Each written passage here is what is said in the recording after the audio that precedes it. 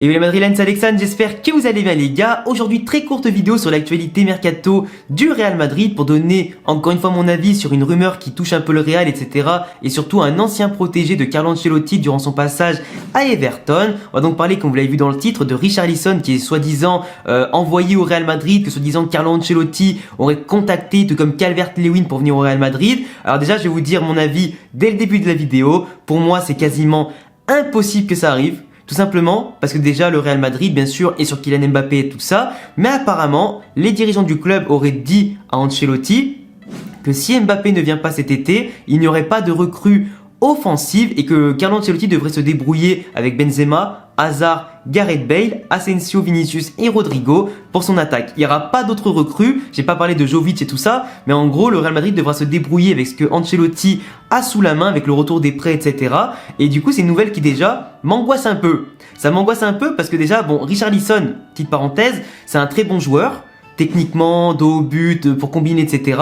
Mais lui c'est plutôt un joueur qui est bon quand tu l'associes avec un autre attaquant qui lui peut jouer dos au but justement, qui est un peu plus physique, qui joue bien avec le ballon pour lui donner, tout comme il faisait avec Calvert-Lewin notamment à Everton, et tout comme il pourrait le faire chez nous avec Benzema. Sauf que du coup ça inclurait chez nous un changement tactique intéressant entre un 4-2-3-1 où Benzema serait plutôt en 10 et tournerait autour comme un 9,5 de Richarlison, ou un 4-4-2. Sauf qu'un 4-4-2 aujourd'hui c'est très compliqué quand t'as Kroos, Modric, Casemiro à faire rentrer en tout cas dans l'effectif, ou alors tu mets les 4 milieux de terrain derrière, Modric, Casemiro, Kroos et Valverde, mais du coup Hazard n'a pas sa place et au prix qu'on le paye c'est compliqué. Après si bien sûr Hazard ne retrouve pas son niveau et sera sur le banc quoi qu'il arrive pour sa dernière saison avec le Real Madrid parce qu'il sera sûrement revendu l'été prochain, t'as aussi Gareth Bale qui sera là en tant que joker de luxe, Vinicius, Asensio et Rodrigo à faire jouer, donc tu vois c'est un peu compliqué. Et Richarlison aussi en termes de prix c'est minimum 50 millions d'euros. 50 millions d'euros, le Real Madrid n'est pas prêt à les mettre dans un attaquant si ce n'est pas Mbappé qui vient. Il préférait investir ces 50 millions là, soit l'année prochaine dans une prime à la signature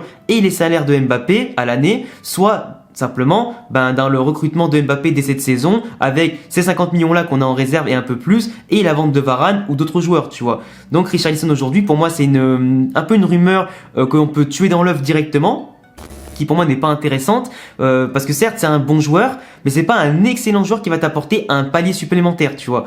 Et pour moi ça serait un peu comme un Jovic, je pense, dans le sens que Jovic il marquait quand même plus de buts que Richarlison, pas dans le même championnat il est vrai, et lui il était en Bundesliga, Richarlison en Première Ligue avec Everton, du coup c'est un peu compliqué, mais Richarlison c'est pas le tueur qu'on attendrait, tu vois. Certes il a mis 13 buts en 40 matchs cette saison, toutes compétitions confondues, mais c'est pas assez, mais après, avec ce qui fait que le Everton quand même, par rapport aux autres cadres de Première Ligue qui sont quand même mieux armés, et par rapport à ce qu'il fait aussi avec le Brésil, dans lequel il est quasiment titulaire à tous les matchs, c'est clair qu'il a l'expérience et un bon profil. Mais pour moi, ça changerait trop la tactique, la composition d'Ancelotti si Richarlison devait venir, pour l'adapter bien sûr à ça, s'il avait bien le niveau. Et pour moi, il n'a pas vraiment le profil qu'on attend aujourd'hui d'un attaquant qui soit tueur et un attaquant qui peut bien combiner avec l'ensemble de l'effectif, tu vois. Et je pense que l'adaptation pour Richarlison serait bonne en termes du jeu de la Liga, mais pas forcément bonne au sein du vestiaire du Real Madrid, tu vois. Par rapport à notre projet de jeu, par rapport à ce qu'on veut mettre en place et par rapport aux joueurs qui sont déjà là. Et moi, je pense que Richarlison, ça apporterait pas une énorme plus-value, ce serait vraiment 50 millions d'euros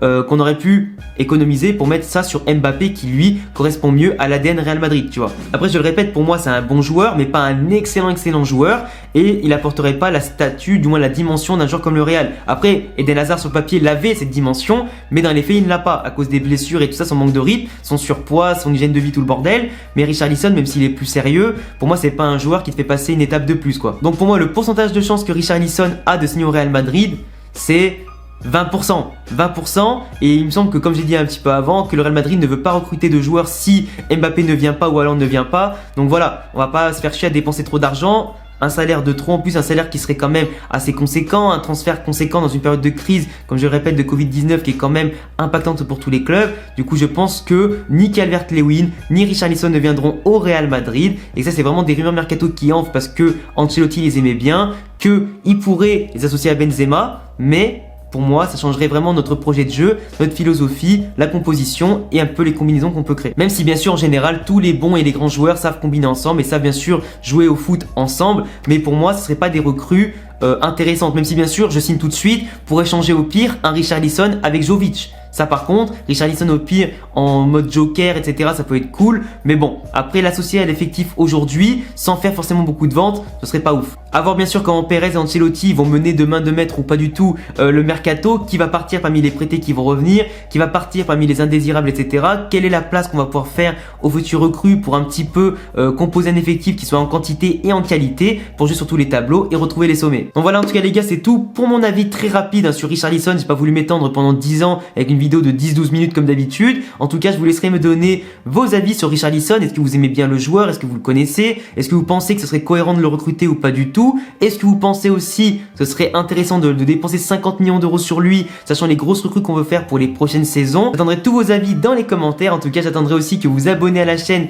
et cochez la cloche si vous voulez pas rater les prochaines vidéos et que vous kiffez le Real Madrid et mes vidéos et mes analyses. Le petit pouce bleu, le petit commentaire pour le référencement et n'oubliez pas tous mes réseaux ici et en description. À bientôt les gars pour une prochaine vidéo. Ciao!